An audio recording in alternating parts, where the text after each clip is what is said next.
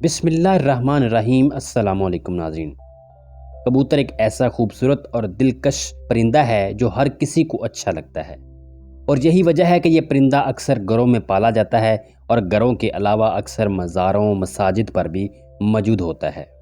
اور کہتے ہیں کہ کبوتر وہ جانور ہے جس کے لیے حضرت نوح علیہ السلام نے امن و سلامتی کی دعا فرمائی تھی، اور یہی وجہ ہے کہ کبوتر انسانی آبادی سے مانوس ہے اور کوے کو خوف کی بد دعا دی جاتی ہے، اور یہی وجہ ہے کہ کوا انسانی آبادی سے ہراساں رہتا ہے، اور اس وجہ سے لوگ آج تک اسے منحوس سمجھتے ہیں۔ اور آج ہم آپ کے ساتھ ایسی ہی معلومات شیئر کریں گے، لیکن ویڈیو میں آگے بڑھنے سے پہلے میری آپ سے درخواست ہے کہ ہمارے اس YouTube channel international stories explainer کو لازمی سبسکرائب کریں، تاکہ آپ کو اس طرح کی مزید انفارمیٹو بالعموم اور بالخصوص معلوماتی اور تاریخی ویڈیوز ملتی رہیں۔ ناظرین، کبوتر پالنے کے بارے میں بات کرنے سے پہلے آپ کے لیے کبوتر کے لیے ایک پرانی کہانی پیش ہے۔ تفسیر میں ہے کہ حضرت نوح علیہ السلام نے جب کشتی کو جودی پہاڑ پر ٹھہرایا تو آپ نے کشتی کا وہ حصہ کھولا جہاں پرندے رہتے تھے، اور آپ نے کوے سے فرمایا، زمین کو دیکھ کر آؤ کہ کس جگہ پر کتنا پانی ہے اور کتنا شہر غرق ہو چکا ہے۔ اور کوے کو رستے میں ایک مردہ جانور ملا اور وہ اسی کو کھانے میں مست ہو گیا اور واپس نہ آیا، اور اسی بات سے عرب کی ایک کہانی مشہور ہے کہ فلاں تو کوے سے بھی زیادہ دیر لگاتا ہے۔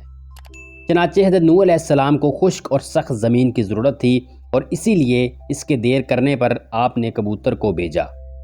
اور اسے زمین کا کوئی خطہ بھی نظر نہ آیا، اور اسی لیے زیتون کا پتہ لے کر حاضر ہو گیا۔ اس سے حضرت نوح علیہ السلام نے اندازہ لگایا کہ پانی کم ہے، جس سے درخت ظاہر ہو گئے ہیں لیکن زیر آب ہیں۔ چند دن ٹھہر کر پھر اسی کبوتر کو بھیجا تو زمین کے کیچڑ میں اس کے پاؤں بھر گئے، اور واپس آیا تو حضرت نوح علیہ السلام نے اسے دیکھ کر اندازہ لگایا کہ اب پانی زمین میں جذب ہو گیا ہے، لیکن زمین خشک نہیں ہوئی۔ حضرت نوح علیہ السلام کبوتر کی اس کارروائی پر بہت خوش ہوئے اور اس کے گلے میں سبز توق پہنایا، اور آج وہی توق کبوتر کی اس خوش بختی کی خبر دیتا ہے۔ اور ساتھ ہی ساتھ حضرت نوح علیہ السلام نے کبوتر کے لیے امن و سلامتی کی دعا فرمائی، اور یہی وجہ ہے کہ کبوتر انسانی آبادی سے مانوس ہے اور کوے کو خوف کی بد دعا دی گئی،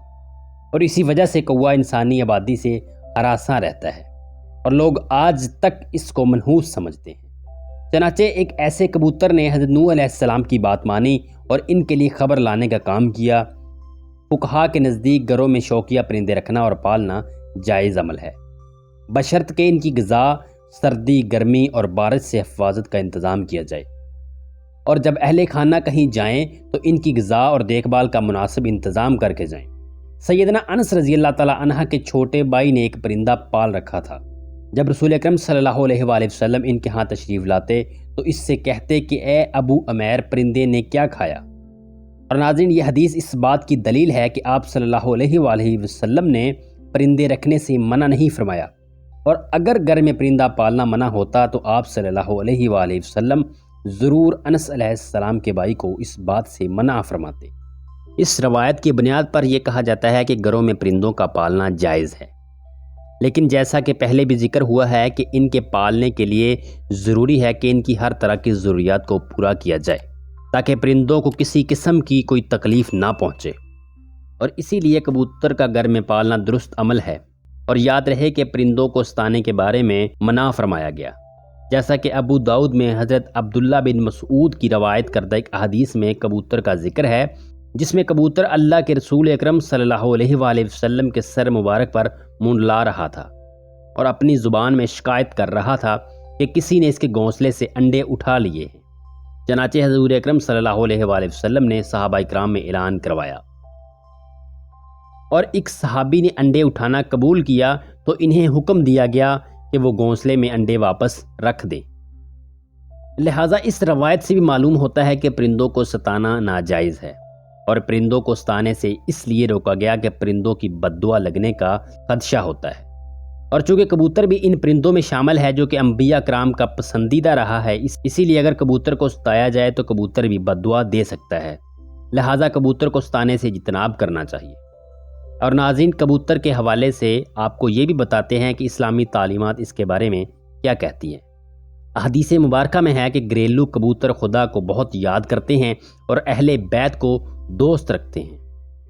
اور صاحب خانہ کو دعا دیتے ہیں کہ اللہ تمہیں برکت دے۔ اور کسی شخص نے حضرت محمد صلی اللہ علیہ وآلہ وسلم سے تنہائی کی شکایت کی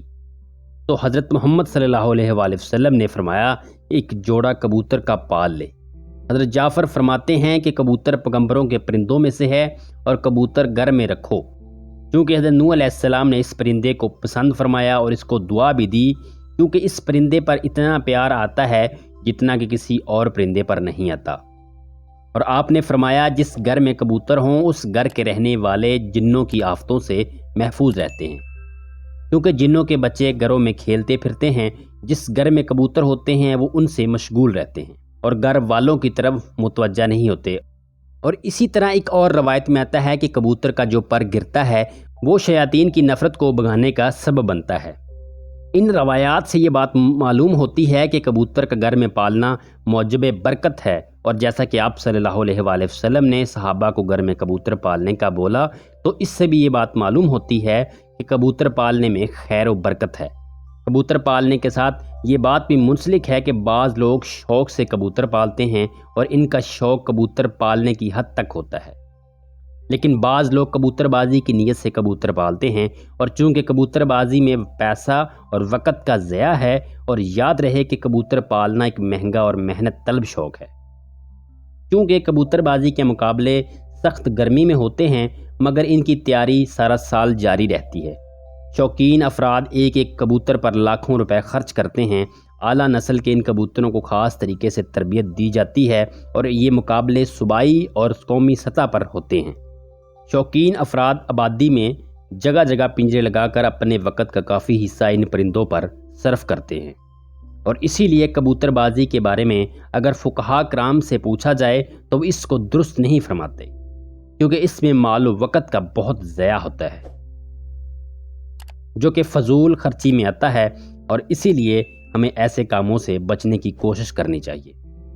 اور ناظرین، ہر چیز اللہ تعالیٰ کی تخلیق کردہ ہے اور اس میں کسی نہ کسی چیز کی کوئی حکمت اور برکت ہے،